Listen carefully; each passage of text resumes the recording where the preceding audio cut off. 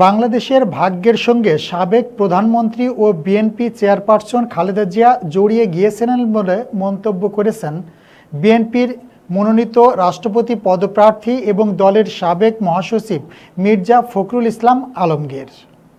আজ সকালে রাজধানীর নয়াপল্টনে বেগম খালেদা জিয়ার জন্মদিন উপলক্ষে আয়োজিত দোয়া ও মোনাজাত অনুষ্ঠানে একথা বলেন তিনি। এ সময় মির্জা ফখরুল ইসলাম বলেন, আজ দেশের জন্য একটা আনন্দের দিন। এই দিনে সেই নেত্রী জন্ম নিয়েছিলেন যিনি বাংলাদেশের ভাগ্যের সঙ্গে জড়িয়ে গিয়েছিলেন এবং বাংলাদেশকে বারবার তার নেতৃত্ব ও সংগ্রামের মধ্য দিয়ে গণতন্ত্র ফিরিয়ে এনেছেন, বাংলাদেশকে সমৃদ্ধ করার সংগ্রামে অংশ নিয়েছেন। তিনি বলেন, দীর্ঘদিনের সংগ্রামের মধ্য দিয়ে বিএনপি আজ একটি গণতান্ত্রিক দল হিসেবে যে অবস্থান তৈরি করেছে, আপসহীন নেত্রী বেগম খালেদা জিয়ার ত্যাগ ও প্রেরণা সেই পথ চলাই সবসময় অনুপ্রেরণা যোগায়।